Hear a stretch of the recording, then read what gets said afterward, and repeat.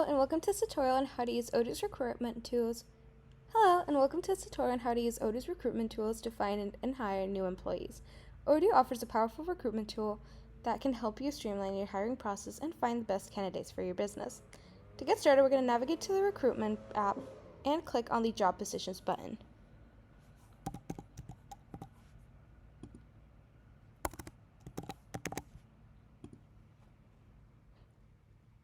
Here we can add details of the job, such as a job title and the application email.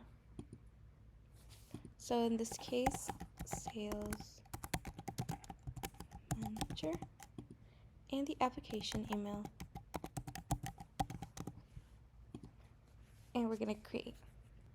Once you've created the job positions, you can publish it to your website or job boards to start receiving applications. You can also use the Applicants tab to manage all the incoming applications and track the status of each applicant. You can also use the rating feature to rate candidates based on their qualification, experience, and other factors. Here you can make sure that you know and keep track on what stage they're in. So let's say this person passed the second interview, contract proposal, or contract signed.